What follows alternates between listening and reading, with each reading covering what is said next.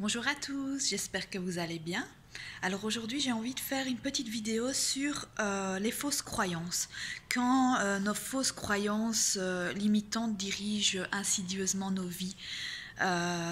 Pourquoi? Parce qu'en fait ce matin en passant l'aspirateur, il y a des pièces qui sont tombées. Sur certaines choses au point de vue de ma vie, en particulier sur le fait d'être entrepreneuse spirituelle. Euh, sur ma page, je parle souvent du mental, de l'ego, des fausses croyances. Je vous dis souvent en coaching qu'il faut apprendre à faire le tri entre ce qui nous appartient et ce qui ne nous appartient pas. Et parfois, en fait, on ne sait pas vraiment ce qui nous appartient ou pas.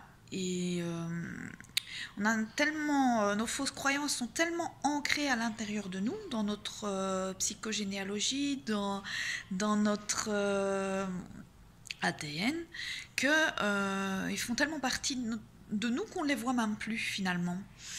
Et j'ai envie de parler, de partager ça avec vous en parlant de mes propres réflexions. Comme ça sera peut-être plus facile pour que vous compreniez où je veux en venir. Alors hier, je voyais que Delphine de Beauve a mis un post dans son groupe Les Entrepreneuses Spirituelles et elle nous demandait ce qui nous bloquait encore, ce qui nous ennuyait encore profondément sur le moment. Moi j'ai répondu tout naturellement que ce qui m'ennuyait, c'est qu'en ce moment, donc je suis aide-soignante, en même temps que de mener des consultations donc en numérologie et en coaching spirituel, mais j'ai un boulot nourricier donc d'être soignante et je lui disais que mon boulot nourricier ne me nourrissait plus et que j'aurais voulu me développer en tant qu'entrepreneuse spirituelle à temps plein, travailler à mon compte et que ça me ramenait en fait à ma peur de l'échec et ma peur du manque d'argent, cette indépendance, et manque de clientèle.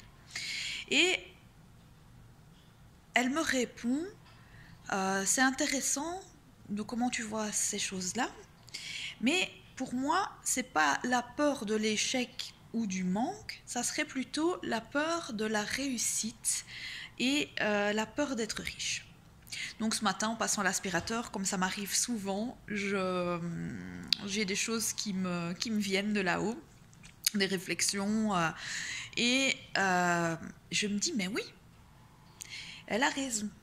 Parce que déjà, quand je dis je fais un boulot nourricier qui ne me nourrit plus, déjà,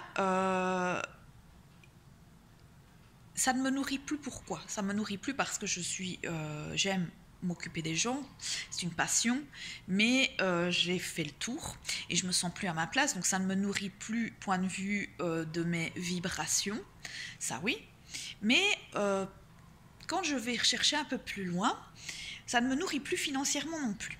Je m'explique. En fait, j'étais à mi-temps.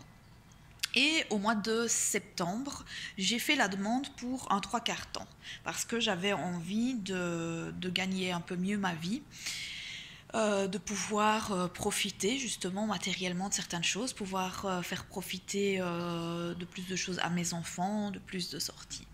Et depuis que j'ai ce 3/4, non seulement je ne me sens pas en accord avec moi-même parce que finalement j'ai pris ce 3/4 pour de mauvaises raisons, dont les raisons de la peur financière, entre guillemets. Mais depuis que j'ai plus d'argent sur mon compte en banque, je m'en sors encore moins financièrement. Donc c'est bien la preuve que quand je dis que ce boulot ne me nourrit plus, non seulement il ne me nourrit plus au niveau de mes vibrations, au niveau spirituel, mais en plus ça ne me nourrit plus financièrement dans un sens parce que, je ne sais pas, mais j'ai l'impression que plus j'ai de l'argent et moins je sais en profiter en fait. Ensuite je me suis plongée dans la réflexion que Delphine me disait, que c'était pas la peur de l'échec qui me dirigeait, mais plutôt la peur de la réussite et de la richesse. Et effectivement, je me suis plongée dans ma propre psychogénéalogie, dans l'éducation que mes parents, surtout mon père, à ce niveau-là, m'a donnée. Et toute ma vie, c'est vrai qu'il répétait sans arrêt, il faut d'abord faire ses devoirs, faire le ménage, travailler avant de s'amuser. Déjà une fausse croyance qui m'a amené au fur et à mesure du temps à ne pas m'écouter et à laisser certains besoins de côté parce que d'abord il fallait travailler. Ensuite, deuxième fausse croyance, il faut travailler dur pour gagner sa vie. Je vois que je travaille dur parce qu'être soignante, c'est pas facile comme métier, mais ça, c'est une vocation, c'est quelque chose que j'ai choisi et que je ne regrette pas. Mais en travaillant dur et en prenant un carton en plus qui fait que j'ai encore moins le temps et que je dois encore travailler plus, finalement, j'y gagne moins dans tout, que ce soit financièrement, mais j'y gagne moins aussi parce que j'ai moins de temps pour moi et donc je m'en veux et je suis mal dans ma peau. Donc voilà, c'est une croyance qui a fait que finalement, j'ai associé inconsciemment le fait que mes guidances angéliques niveau de la numérologie, niveau des soins énergétiques que j'ai pu donner jusqu'à présent, j'ai associé ça comme un hobby. Et donc, dans mes fausses croyances, un hobby, c'est pas travailler dur et forcément, ça ne paye pas. Résultat, je suis passée par des up and down. J'ai plein de gens qui viennent me trouver pour que je les aide, la clientèle, mais il y a des phases où j'ai personne du tout. Je suis passée par des moments où, pour pouvoir avoir de la clientèle, j'ai dû faire des consultations sur dons libres, dont la plupart finalement étaient carrément gratuites, alors que j'y mettais tout mon cœur, toute mon âme, mon temps, mon énergie, un truc que m'est vraiment de fou tellement je m'investis pendant des heures, que ce soit pendant le coaching ou après, et résultat, je gagne rien. Effectivement, pourquoi ? Parce que j'avais associé le fait que mes fausses croyances, les fausses croyances de mon père me disaient on ne peut pas gagner sa vie en faisant quelque chose qu'on aime, on ne peut pas gagner sa vie en s'amusant. Or, quand je suis en consultation, c'est quelque chose qui me fait vibrer, qui m'anime au plus profond de moi, où là je me sens vraiment à ma place. Et donc forcément mon mental, dû à ces fausses croyances, rentre en dissonance cognitive avec mon âme. Et donc c'est vraiment le jeu de la corde, l'un qui tire l'autre, la raison contre le cœur. Donc pour vous montrer jusqu'où finalement on peut aller inconsciemment dans des choses qui ne nous appartiennent pas, dans des petites choses qu'on nous a répétées durant l'enfance finalement. Une autre fausse croyance, c'est que mon papa a travaillé très dur toute sa vie, forcément, pour pouvoir qu'on soit, qu'on ait tout ce qu'il nous fallait, et je le remercie, paix à son âme, mais il a dû prendre un petit boulot en plus une fois qu'il a été retraité nous en Belgique ce sont des indépendants complémentaires. Donc, il travaillait à mi-temps en tant qu'indépendant complémentaire, mais là, il y a quand même les lois sociales, il y a quand même plein de choses à payer. Et bref, à chaque fois qu'on évoquait le sujet, ou moi, que je pourrais travailler à mon compte plus tard, évidemment, c'était « ne fais surtout pas cette bêtise, travailler pour soi, ça ne rapporte que des problèmes, on doit rendre énormément à l'État, c'est un cercle vicieux », enfin bref, toutes des petites choses qui finalement, je ne les ai pas prises pour acquis sur le moment, mais qui se sont ancrées dans mes énergies, dans mes cellules et qui ne m'appartiennent pas. Donc voilà, j'ai fait vraiment la pièce est vraiment tombée ce matin à ce sujet. Et j'avais vraiment envie d'en parler avec vous parce que ça soit des croyances au niveau du travail, de la peur de l'échec, de la réussite, etc., ou de l'argent, c'est pareil dans tout ce qu'on peut entreprendre. Euh, N'importe qui est influencé par sa psychogénéalogie, par ses parents, ses professeurs, par la société d'une manière ou d'une autre. Et donc quand on fait un développement spirituel et de vie sur soi, il faut nécessairement passer par ce dépouillement, et ça j'en parle très souvent dans ma page. Faut vraiment nécessairement passer par ce dépouillement, ce grand nettoyage au niveau du mental, au niveau de l'ego, pour savoir ce qui nous appartient, ce qui ne nous appartient pas, et pour valider tout ça. C'est très important.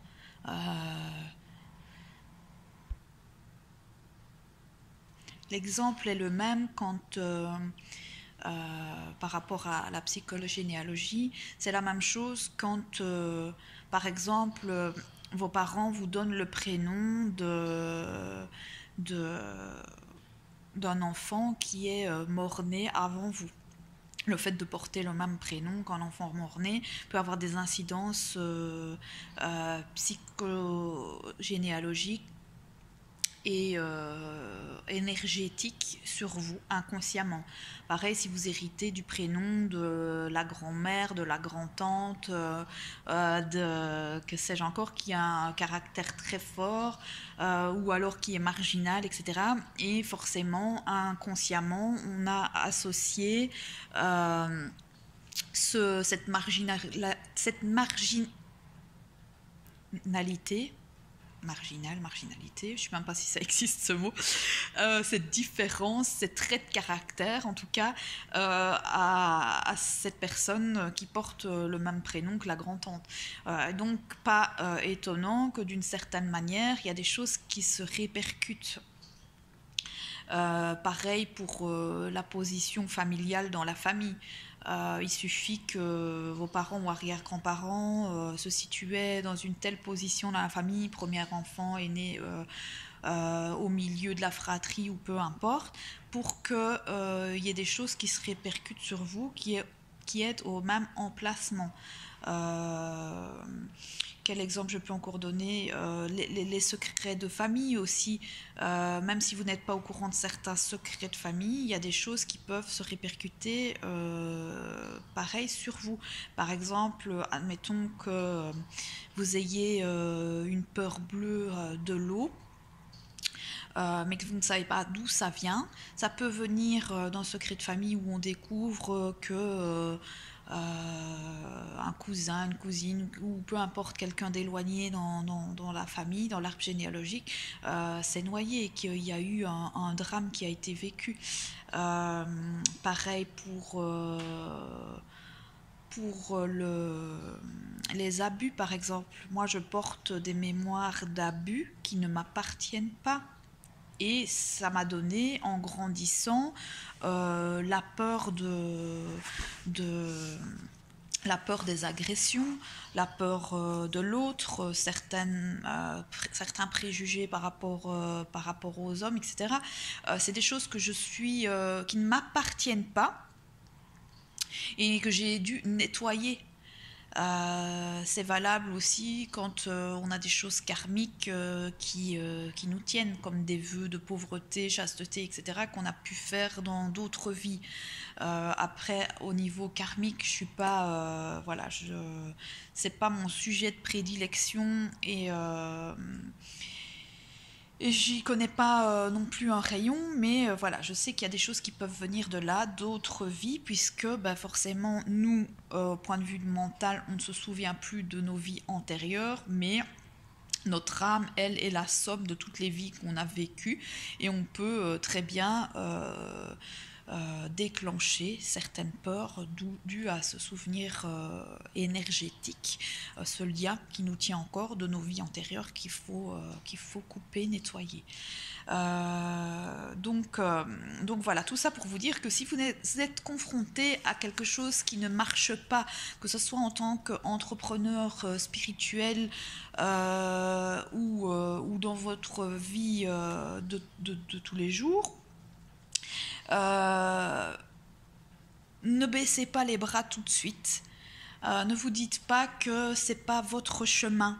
Parce qu'il y a souvent aussi une fausse croyance en spiritualité. J'ai déjà vu tourner sur Facebook des tas de panneaux qui disaient quelque chose comme ce qui te convient viendra à toi. Si la porte est fermée, c'est qu'il y a quelque chose d'autre de prévu pour toi. Oui, d'une certaine manière, c'est pas faux.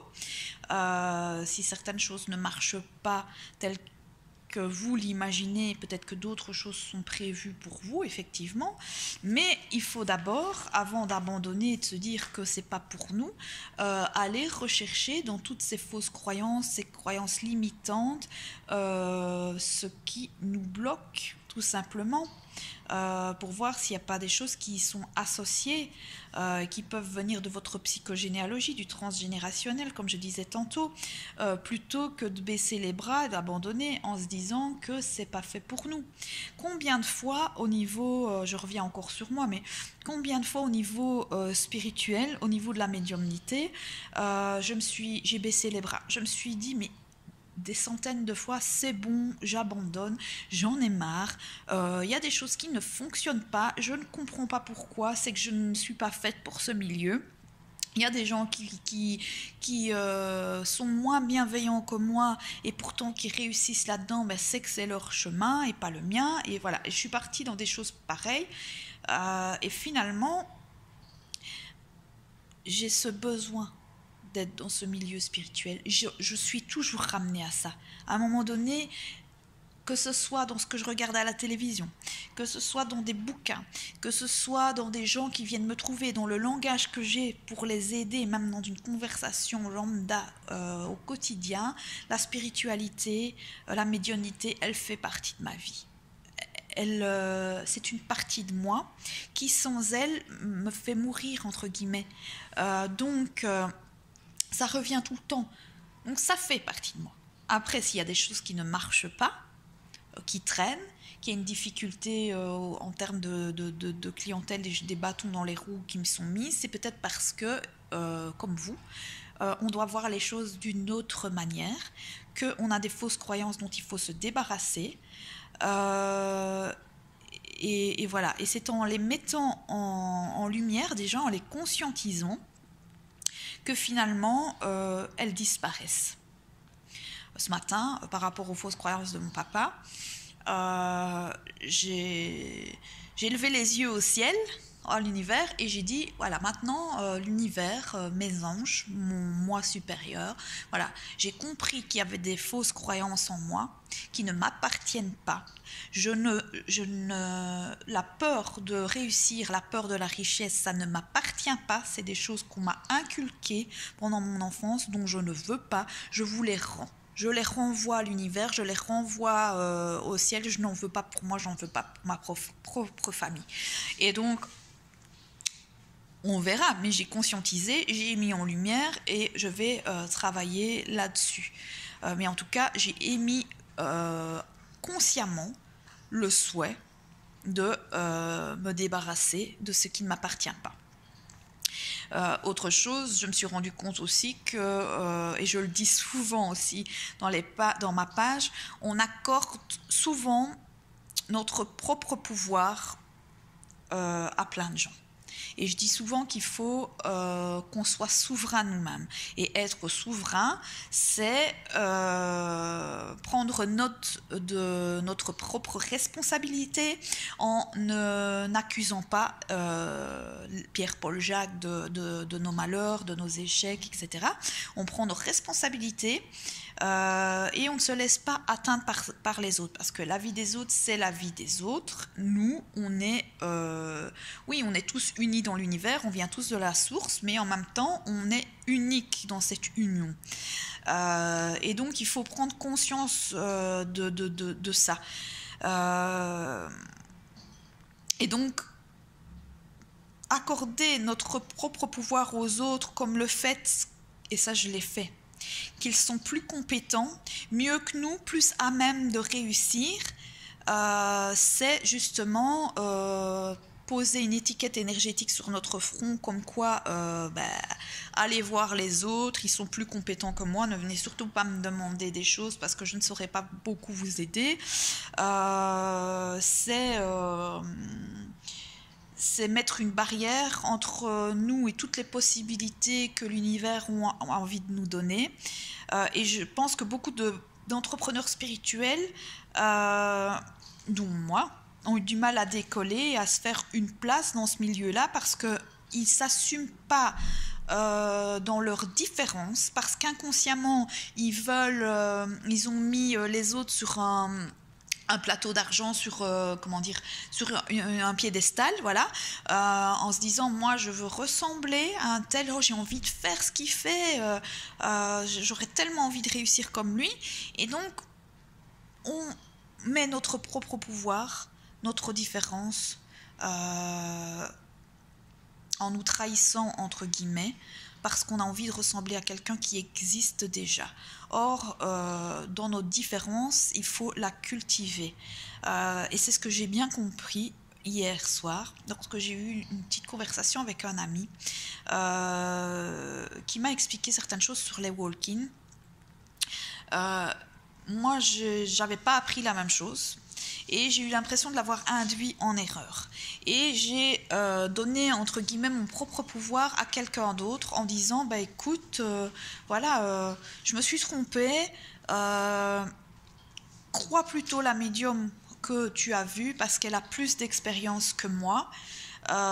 Et puis je me suis morfondue, j'ai commencé à pleurer, je me suis morfondue en me disant mais je suis nulle, si je me suis trompée dans certaines choses, peut-être que je me suis trompée sur d'autres guidances, peut-être que j'ai pas ma place dans la numérologie, peut-être que j'ai pas ma place dans le coaching, enfin mon ego a pris le dessus d'une façon mais phénoménale, où je me suis sentie comme une petite enfant mais frustrée qui tapait du pied en me disant que j'étais qu'une incapable. Et finalement, ce matin, en repensant justement à tout ce que je vous ai dit auparavant sur toutes ces fausses croyances, la peur de la réussite, la peur de gagner sa vie, etc. Justement, cette médium, elle est connue, elle entreprend plein de choses, je pense qu'elle gagne bien sa vie. Donc finalement, ça m'a remis en face d'une blessure miroir, de cette peur de la réussite et du fait que j'accorde plus de pouvoir à elle ou à ces gens-là que moi. Moi, je me sens toute petite et je ne mérite pas d'être mise en lumière, je ne mérite pas de réussir, de gagner ma vie encore une fois en faisant quelque chose que j'aime parce que j'estime que mes connaissances sont toutes petites par rapport à d'autres qui ont des connaissances énormes et qui les médiatisent. Donc tout ça, finalement, ça m'a fait beaucoup réfléchir. Ça m'a fait beaucoup travailler sur moi en 24 heures. Et j'ai envie de dire à tout le monde, ben voilà, on est unique, ne vous découragez pas. Avant d'abandonner, regardez quelle peur est en face de vous, regardez quelle fausse croyance est en face de vous, et surtout cultivez vos différences parce que peut-être que je ne serai pas, qu'on ne sera pas aussi connu que certains, peut-être qu'on ne sera pas aussi liké que certains, peut-être qu'il y a des choses qu'on réussira peut-être pas aussi bien, mais peu importe, l'important finalement c'est de faire ce qui nous fait vibrer, de faire ce qu'on aime, qu'on soit aligné avec nos propres valeurs, nos propres vérités, et qu'on arrête de penser que les autres feront mieux que nous ou pas. Si les gens font la même chose que nous, il y a de la place pour tout le monde finalement. Il y a de la place, il y a de l'abondance dans tout. Sauf qu'on ne le voit pas. On a tellement peur du manque de plein de choses que finalement on ne voit pas l'abondance qu'il y a partout. Et c'est pareil dans le milieu spirituel. C'est un milieu qui devrait finalement être dans l'entraide. Et quand on regarde, c'est un peu comme le milieu social et soignant. Hein, c'est un milieu où finalement on se bouffe entre nous parce qu'on se dit qu'il faut se faire une place, surtout en tant qu'indépendant. Il y a la compétition, etc. Mais la compétition, elle existe que dans notre tête, que dans nos croyances finalement. On n'a pas besoin de se mettre en compétition avec quelqu'un, puisqu'on est tous uniques. On ne peut pas être en compétition avec quelqu'un qui ne nous ressemble pas. Et encore, même que j'ai remarqué que je pouvais parler en numérologie, des maîtres nombres, des walk-in, etc., d'une façon différente d'autres personnes qui sont là-dedans. Chacun a sa propre vérité, chacun a ses propres opinions. Comme dirait mon ami Damien, c'est un vocabulaire, on a notre vocabulaire propre, ce ne sont que des mots. L'important finalement, c'est de pouvoir aider les gens à s'épanouir, à leur donner des clés, à apprendre à écouter la voix de leur cœur et pas de leur mental, à faire des choses qu'ils aiment afin d'être eux-mêmes, donc à faire le tri de tout ce qui ne leur appartient pas aussi, et c'est ce qui est le plus important, peu importe le vocabulaire qu'on emploie, peu importe si une personne est plus expérimentée que nous, de toute façon c'est en forgeant qu'on devient forgeron, comme disait Delphine dans sa vidéo, et elle a raison finalement, hein. On ne peut pas demander d'avoir un succès énorme tout de suite, d'avoir une clientèle tout de suite, et d'être le meilleur des médiums tout de suite si on n'expérimente pas nos capacités. On y va à tâtons. Et en même temps que d'y aller, finalement, on aide petit à petit des personnes qui sont attirées vers nous. Parce que finalement, même si on fait le même métier que quelqu'un d'autre, comme Delphine l'expliquait très bien, on peut avoir 4 boulangers dans la même rue, 4 boulangers qui peuvent très bien réussir et qui n'ont pas forcément la même clientèle. Le client ira chez celui qui fait pas forcément le meilleur pain, mais qui lui parle le plus, celui avec qui il se sent le mieux. Voilà. Et donc finalement, des gens iront chez des tas de médiums qui seront peut-être pas forcément les mieux, les bienveillants,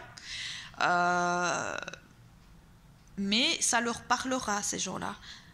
Vous ou moi, il y a d'autres personnes qui viendront à nous parce que ce sont des personnes qui nous correspondent énergétiquement et dont nous sommes le plus à même d'aider. Donc voilà, j'avais envie de vous partager toutes mes réflexions. J'espère que ça va vous faire comprendre certaines choses sur votre chemin de vie, que ça pourra vous aider. Moi j'ai fait un gros effort en tout cas pour vous d'improvisation, et voilà, j'espère en tout cas que vous passerez une très belle journée, que j'ai pu vous aider en quelques moyens que ce soit, et voilà, je vous embrasse très fort, et surtout voilà, n'oubliez pas de faire ce que vous aimez, ne vous découragez pas, prenez conscience du fait que vous êtes unique et que que l'univers a besoin de vous, voilà, dans vos différences. Allez, passez une belle journée, je vous embrasse très fort, à bientôt.